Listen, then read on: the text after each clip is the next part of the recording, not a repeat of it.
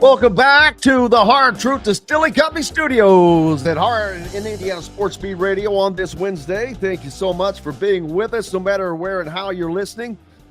Our good friends at 97.7 The Ref, ESPN, always the right call in the Evansville area in Southwest Indiana. The voice of the region, 1230 a.m., 104.7 FM, WJOB, and over in Fort Wayne on Fort Wayne Sports Station, 1380 The Fan.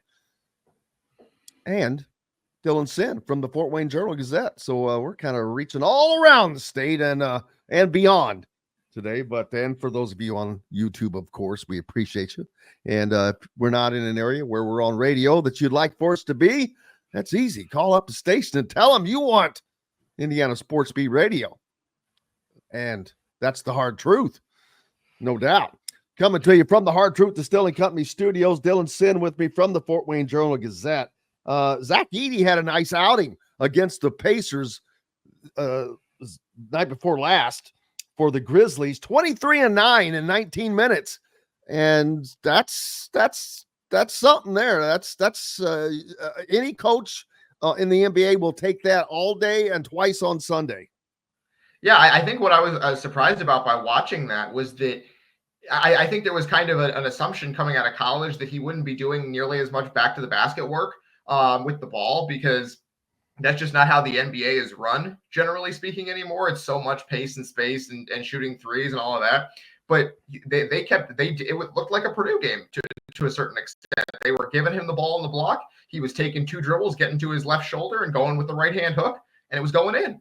And it looked like a Purdue game. They were running sets for him to get the ball in the post. And I don't think they're going to do that nearly as much during the regular season, because I don't think Morant was playing a ton in this game. It's a preseason game, obviously. Why would he?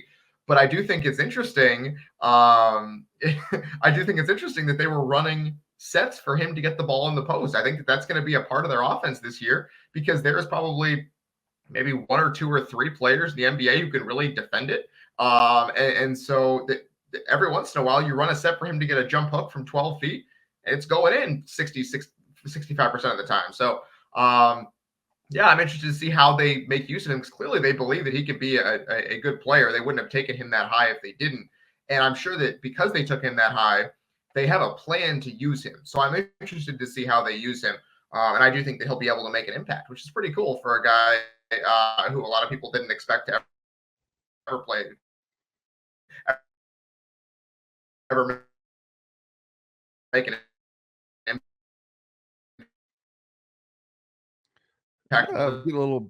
There we go. Breaking up from Dylan there. I think we're losing you a little bit, my friend. Hopefully get you back. But yes, this weekend, not only do we have the Indiana has a huge weekend with Hoosier Hysteria tipping off, of course, on Friday. Yesterday, we had Trisha Whitaker with us, who will be hosting by herself, no less. And again, big thanks to Trisha for coming on yesterday. Indiana basketball has a damn game on the 27th. It's an exhibition, but I don't care. It's a game on the road down at Thompson Bowling Arena on the campus of the Tennessee Volunteers. Looking forward to going to this arena. It's one of the probably nicer or bigger arenas in the SEC, mainly because of the women's program that Pat Summitt built there back during her days when that sucker was sold out for every game. And the men's program was other than when they had Allen Houston from Louisville. When he played on that for Tennessee, that they had a great run then, although now they're doing great under almost said Mac Brown, but it's not Mac Brown. It's still the guy that used to be at Rick Barnes from Texas. Rick Barnes. Yep. Yeah, both Texas guys are off someplace else. But yeah, he's had a hell of a run at Tennessee. Yeah, he has. Yeah. I mean, they've made a couple Sweet 16s. They went to the Elite Eight last year. They gave Purdue everything they wanted in that Elite Eight game. And ultimately, Purdue went and won. So, yeah, Rick Barnes is a very, very good coach. I know people there's been kind of a narrative about him over the years that he can't win the big game and all this and all of that. But, I mean, he gets his team to big games on a very, very regular basis. So, they're going to be a good team again this year. They have a lot to replace. Obviously, Dalton Connect was the sun, moon, and stars for them last year. He was one of the best players in the entire country, maybe the best player outside of Zach Edey, or the most impactful at least. And he scored 28 points in that game, I believe, against Purdue in the Elite Eight, and Edey was just slightly better. I think Edey had 40. So yeah, it's going to be tough to replace him, and I think that they brought in some transfers too, obviously, like Indiana did. And so getting to see those guys on the court is going to be interesting for both teams, especially for Indiana with so many new guys. I do want to kind of throw a word of caution out there. I do think that it's going to be very easy to overreact to this game. Yeah, you've said that twice. Is that just because it's an early season game and the expectations for Indiana basketball, or, well, I know that Purdue was officially picked as the favorite, which I find I'm not buying that. I see Purdue as a top 4 team, I see them as a top 4 team. I do not see them as a top 2 team, period. I do not see them ending up in the top 2. I could be wrong, and we will see. And if that turns out to be the case, I'll say I was wrong. But I don't care what they have coming back. It was built around Zach Edey, and Zach Edey is not walking through that door. You had a guy that was just a generational freak thing. You don't have people come along that does that, but it was because of this gigantic size. They don't have that. Now they have to do it strictly by basketball, straight up basketball, and putting a freshman or a sophomore with very little experience in his stead that weighs probably half as much. Well, hey, Trey Kaufman-Renn is going to be very, very good this year, I think. Yes, but there's no way on God's green earth that Trey Kaufman-Renn is going to do very differently and much more athletic, and it brings more to that position than Zach Edey could ever do. At the end of the day, it doesn't matter, because Zach Edey still had the numbers he had. I don't think that Trey Kaufman-Renn is going to have anything close to the numbers that Zach Edey had. Therefore, that has to come from someplace else. Yeah, and I mean, I think they do have a ton of talent that can do that. I think Trey Kaufman-Renn is probably going to average 16 points and 9 rebounds, which is not 25 and 12, right? Like it's hard to replace 25 and 12. That's true. But I do think that, first of all, they have a couple of guys out there who are also giant. So they're not going to lack for size. I do think the rebounding is a question. And I think that is going to be something that is going to be different for them, is they're not going to just be able to dominate the rebounding every game like they did before, although I think they'll still be good. I think they're just so much more athletic than they were last year. I think that Miles Colvin and Cam Heide bring a ton of athleticism. I think those guys are going to be household names in the Big Ten by the end of the year.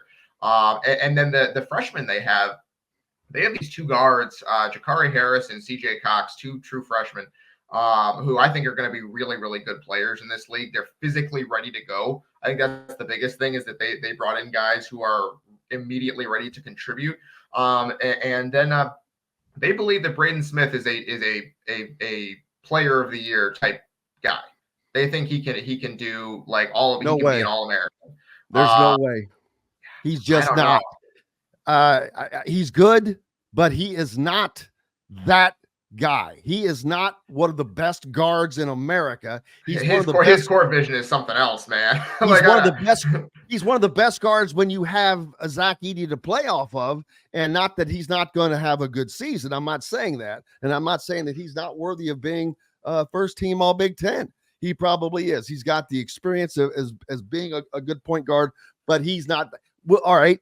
I answer it this way: is he NBA level? Well, no, but I mean I don't think so. But like, I mean, I agree, and that's my point. There are too many guards that are NBA level and NBA ready. Yeah, but it should be but he's probably gonna produce more in college than a lot of those guys. I think.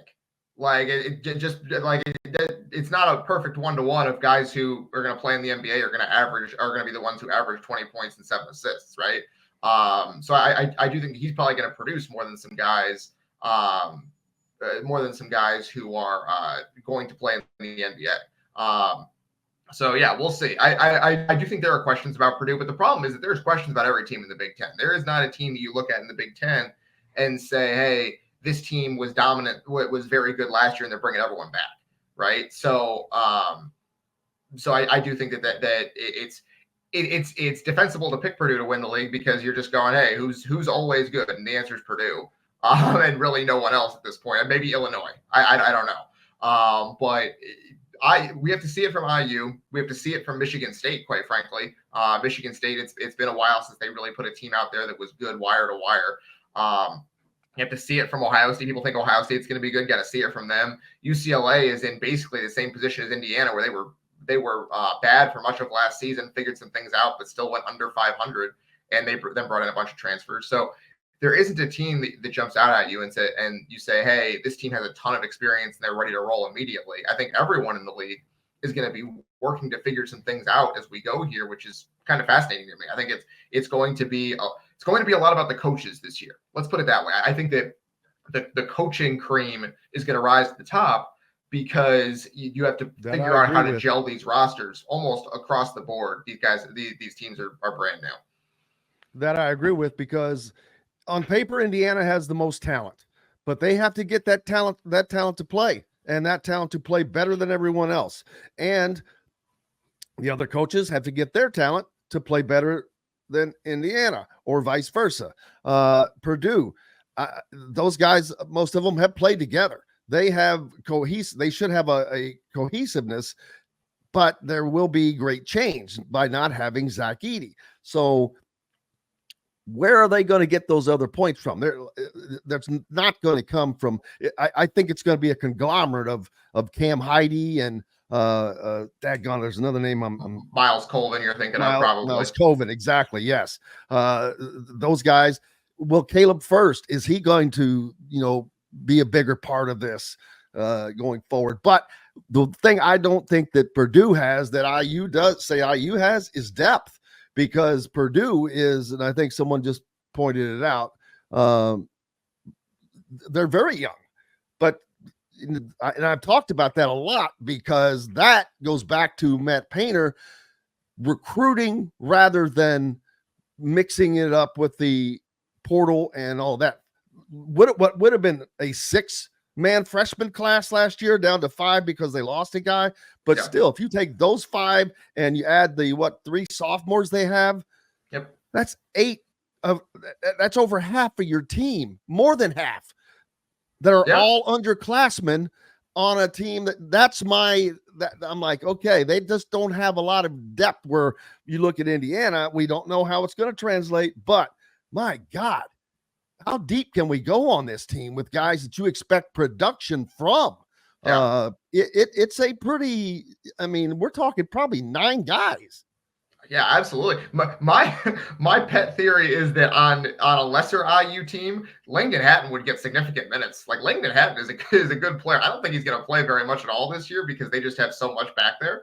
But I think he's a good player.